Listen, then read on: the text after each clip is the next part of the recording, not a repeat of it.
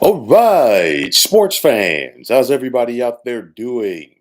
William Martin coming at you one more time here on YouTube with another edition of the 300 Pounds of Sports Knowledge Podcast. Now, we're a little bit less than 24 hours from the start of the 2024 NFL Draft, and as some things are certain, other things are not. We basically have a pretty good idea that Caleb Williams is going to be taken first overall by the Chicago Bears.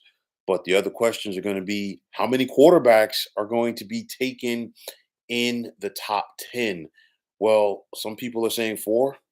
For me, I would not be surprised to see five quarterbacks taken in the top 10 tomorrow night. I think the Bears are taking a quarterback at number one. The Washington Commanders will be taking either Drake May or Jaden Daniels at number two. The New England Patriots, I think, if they stay at number three, are taking a quarterback. And if they trade out of that pick, whoever trades up to number three is definitely taking a quarterback. The Cardinals and Chargers at 4 and 5, respectively, are not taking quarterbacks. But again, it would not surprise me to see a team trade up to either 4 or 5 tomorrow night to get a quarterback. So right there, just in the top five, I think we see at least four quarterbacks taken. The New York Giants at number six could be in play for a quarterback as well. So I definitely think we get five quarterbacks taken in the top 10 tomorrow night. How many quarterbacks are going to be taken in the first round altogether?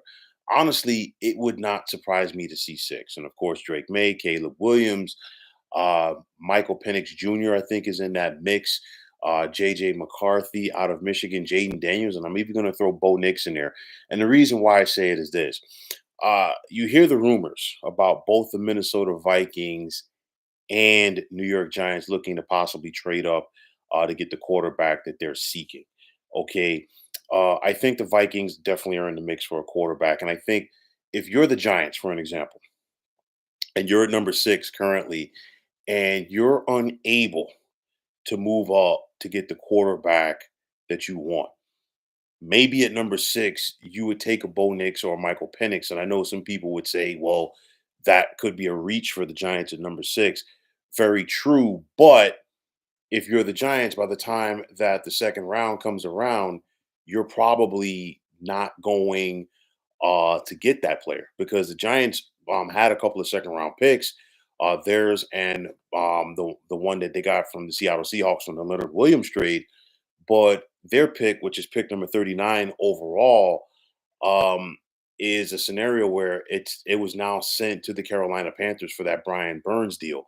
So if you're the Giants and you definitely want a quarterback, you're going to have to take him in round number one at pick number six, even if it's the guy that you don't want, if you're unable to trade up. And I think there are going to be some reaches, like always, because the thing is, that quarterback that you might want in round number one, whether it's the Giants or anybody else, might is more than likely not going to be there when the second round rolls around. The value picks, as always, for me, are picks number 20 to 32. And the reason why I say this is more often than not, we see some teams reaching early as far as taking the best athlete available as opposed to trying to fill a need. And whenever that happens, the players that should be taken in the top 10 or some of the players that should be taken in the top 15, they fall into the lap of a Super Bowl contender. And you look at teams like Kansas City, Philadelphia, the Rams, Dallas Cowboys, Green Bay Packers, and Pittsburgh Steelers, guys that are picking later on in that draft. They're going to be laying in the weeds, and I guarantee you they're going to get some talent falling to them that should have gone top 10, maybe top 15 in this draft. Some of the value picks to keep an eye on for round number one: Dallas Turner, a phenomenal edge rusher out of the University of Alabama that could come in right away and help a lot of teams. Jared Verse, another quality pass rusher out of Florida State. Marvin Harrison Jr., some people have him pegged as a top player heading into this draft. And the reason why I'm putting him in the value pick category is because we're going to see so many quarterbacks going early on. Marvin Harrison Jr. is probably going to slide down a little bit because of that, but I think he has the opportunity to go to some very interesting scenarios. I like Marvin Harrison Jr. either going to the Cardinals at number 4 or the Chargers at number 5. And just think about it. If you're the Cardinals, it's all about retooling around quarterback Kyler Murray. Kyler Murray came back strong in the second half from his injury. And now you've got him on that quarterback deal, the heavy quarterback deal. So now you want to give him some cheap, inexpensive talent to throw the football to. And of course, a guy like Marvin Harrison Jr. would be on his rookie deal. The same thing could be said for the Los Angeles Chargers at pick number 5. Jim Harbaugh has done some retooling already. The Chargers were in cap purgatory. You have a heavy salary attached to quarterback Justin Herbert. And to me, I think it would be ironic to see Marvin Harrison Jr. go to the Chargers just due to the fact that his dad, Marvin Harrison Sr., played with Jim Harbaugh when the two of them were together with the Indianapolis Colts. And it was the veteran Harbaugh throwing the young Marvin Harrison Sr. at the time the football. Also, Chop Robinson, another edge rusher out of Penn State. Keep an eye on him. And Kool-Aid McKinstry, the outstanding cornerback out of the University of Alabama that could also have an impact on special teams. I talked about the Giants possibly trading up for a quarterback. What about the Minnesota Vikings? They got that extra first round pick from the Houston Texans. Would that be enticing for a team in the top 5 that would allow the Vikings to move up and possibly get a JJ McCarthy? We have to wait and see. Are the New York Jets at pick number 10 locked in on tight end Brock Bowers out of Georgia? Or will they look at offensive line help? Well, we saw the Jets that so far this offseason get some veteran presence or sign some veterans for their offensive line. But a guy like Brock Bowers, a good receiving tight end is always a quarterback's best friend. And you think about veteran quarterback Aaron Rodgers returning from that Achilles injury. The Jets basically they're trying to do everything possible to shore things up on offense around him. You look at some of the veteran wide receivers that New York has gone out and brought in this offseason as well. And I think bringing in a guy like Brock Bowers, if he's available there at number 10, and I expect him to be, would be a big time coup for the New York Jets. How many offensive tackles can we expect to see go tomorrow night? And then on top of that, when will the run on offensive tackles start? Well, I think it's going to start off with the run on the quarterbacks.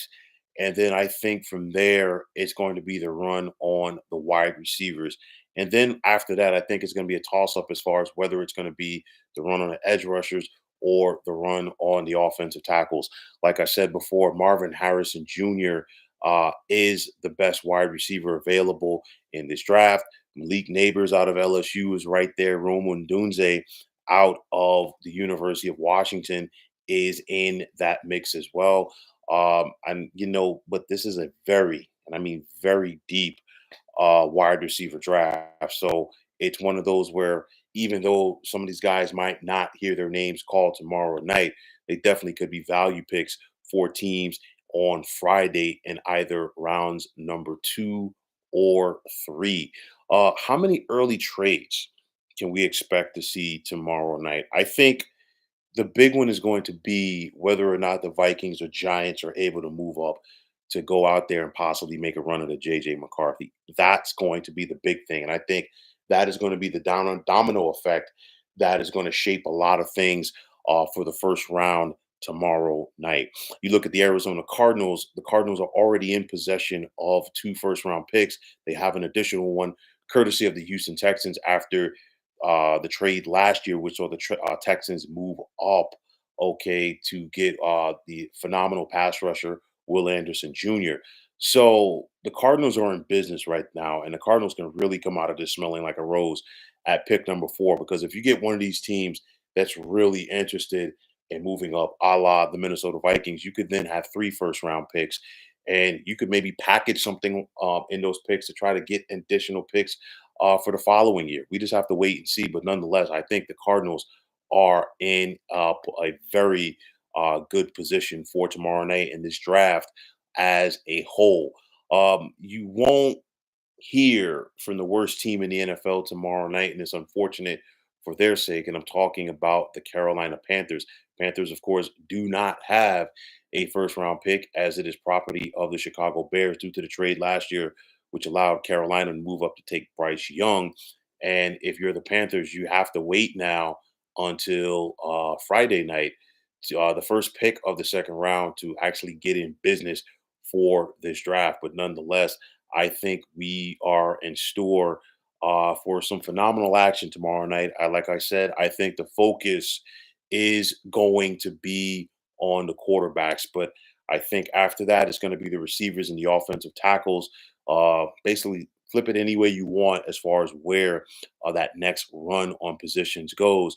But nonetheless, I think the action is going to be fast, furious, and intense come tomorrow night in Detroit. And honestly, for what it's worth, this entire weekend, as all 32 teams around the National Football League look to improve their chances heading into next season. So, folks, that is going to wrap it up. And as always, I want to take this time out to thank all of you for tuning into the 300 Pounds of Sports Knowledge podcast here on YouTube. I want to take this time out to thank all of you fine folks out there for tuning in. And if you have not already, please feel free to subscribe to this channel. Now, if you're on the X, formerly known as Twitter, please feel free to follow me at 300 Pounds of Sports. And like I always say, if you follow me, it will be my pleasure to follow you right back. There's also the sports discussion group on Facebook at the Sports Depot 365. Now you can check it out. Drop a line and be a part of one of the better sports debating sites going on social media. So once again, fine folks, my name is William Martin, and I am signing off. I'm saying take care and have yourselves a wonderful day.